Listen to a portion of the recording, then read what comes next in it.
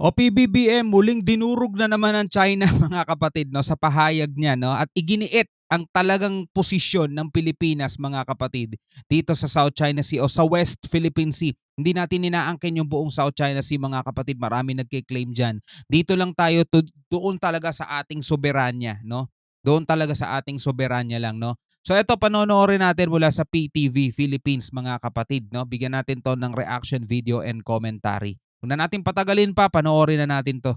Muling iginiit ni Pangulong Ferdinand R. Marcos Jr. ang hindi nagbabagong posisyon ng Pilipinas sa usapin sa South China Sea. Iyan ay sa pagharap sa Melbourne, Australia, kung saan umani rin ng papuri ang Pangulo mula kay Deputy Prime Minister Richard Marles. Dapat papuri din pati sa mga Pilipino mga tol. Kasi meron tayong presidente ngayon na talagang ipinaglalaban yung ano natin, yung bansa natin. Hindi para sa kapalit lang ng ilang riles, kapalit ng ilang proyekto, 'di ba? Nagagalit yung iba mga tol dahil daw sa mga pakikipagtunggali natin sa China, napurnada daw mga tol yung mga proyekto na dapat ay popondohan sana ng China. Nanghihinayang sila dun mga tol. Ha? Nanghihinayang sila mga kapatid. O ikaw tatanungin, nanghihinayang ka ba sa mga proyektong popondohan sana ng China na napurnada kasi nga dahil sa bangayan natin sa West Philippine Sea? Soberanya mo pagpapalit mo para sa mga proyekto? 'Di ba? Anong klaseng kaisipan 'yan? Si Alan Francisco sa detalye. Rise and shine, Alan.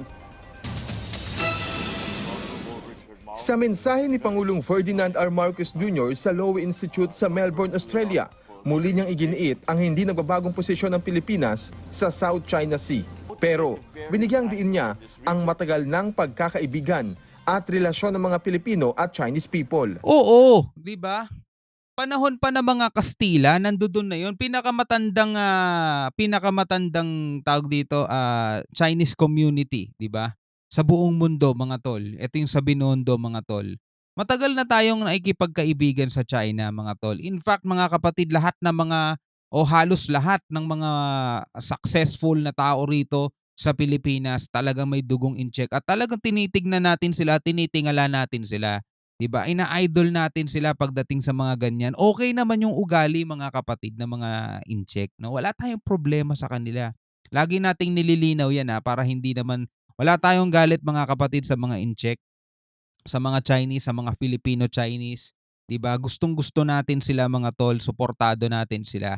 Ang hindi natin gusto yung gobyerno doon sa China. Total wala naman na sila doon nandirito na sila sa Pilipinas kaya nasa demokratikong bansa na sila, wala sila sa komunistang bansa. Yung komunistang gobyerno mga tol, yun ang hindi natin gusto yung ginagawa nila sa patuloy na pag-aangkin nila dito sa West Philippine Sea. Yung pakikipagkaibigan natin sa mga Chinese matagal na, panahon pa ng mga Kastila yan mga tol. Baka nauna pa nga sila sa mga Kastila Ang matagal ng pagkakaibigan at relasyon ng mga Pilipino at Chinese people. At the same time, centuries of friendship and kinship bind the Filipino and Chinese people. We pursue with the People's Republic of China comprehensive strategic cooperation founded on mutual respect and mutual benefit. Our independent foreign policy compels us to cooperate with them on matters where our interests align, to respectfully disagree on areas where our views differ, and to push back when our sworn principles, such as our sovereignty, our sovereign rights, and our jurisdiction in the West Philippine Sea, are questioned or ignored. Ang kanyang posisyon sa West Philippine Sea ay bahagi ng kanyang sinumpaang tungkulin ng maupong Pangulo ng bansa. Tama. Ito'y kahit na sunod-sunod ang mga insidente sa South China Sea. Diba, yung dating gobyerno natin nung tumatakbo pa sabi sasakay siya sa jet ski at itatayo niya bandila ng Pilipinas sa isa sa mga island. 'Di ba? Ibig sabihin nun mga tol, ipaglalaban niya yung soberanya natin. Kaso 2016 may lumabas na arbitral award mga tol sa Pilipinas.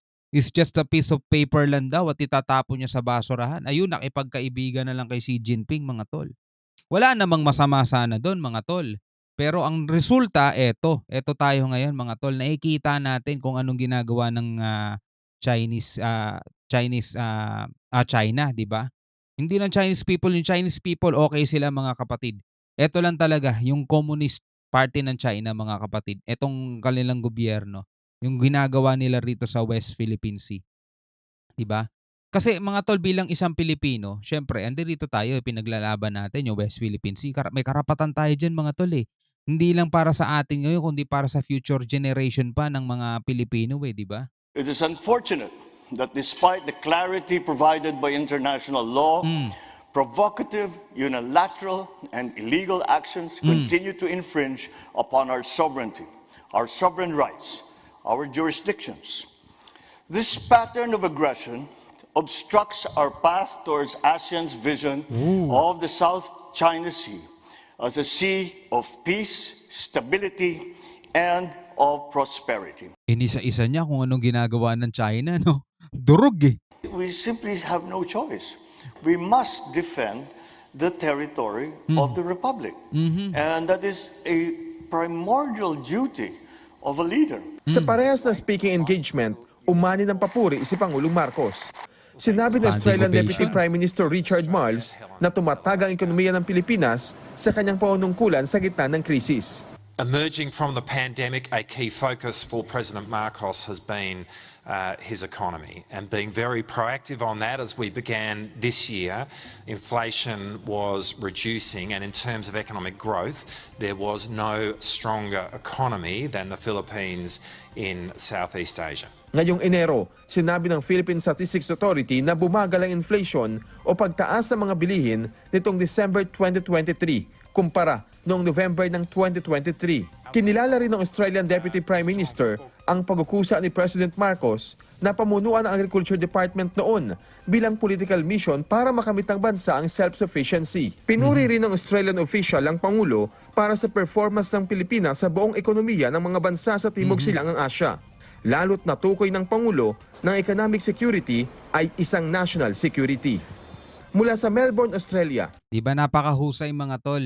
'Di ba napakahusay kung marunong lang talaga i-appreciate mga tol ng mga Pilipino. Well, 70% naman ng mga Pilipino mga tol ay nagugustuhan ng ginagawa ni PBBM sa issue dito sa West Philippine Sea mga kapatid. Yung 30% nabubuhay pa rin sila sa nakaraang panahon at gustong-gusto pa rin nila 'yon mga tol. Wala namang masama mga kapatid, no, sa pamamalakad ng dating gobyerno dito sa Pilipinas. Lagi nga natin sinasabi hindi tayo anti doon, no. Ang pinag-uusapan kasi rito West Philippine Sea, which is talagang naging mahina siya. 'Yun lang mga tol. The rest okay. Build program, yung anti-drug war, 'di ba? Yung mga ganung mga bagay, yung pamamalakad niya nung nagkaroon ng pandemic, okay din mga tol. Walang problema doon. At approve. Approve talaga. Pero pagdating dito sa usapang West Philippine Sea mga tol, naging sablay talaga siya doon. At yun lang, no? Yun lang yung sinasabi natin na naging kakulangan doon sa dating gobyerno mga kapatid. Pero, 'di ba, kung hanggang ngayon ibabato mo kay PBBM yung iba't ibang mga issue mga tol, tapos willing ka namang ipagpalit ang soberanya mo sa ilang mga proyekto, wala. Hypocrisy yan mga tol, no? So hanggang sa muli, ako nga pala si Shobal D. Peace out.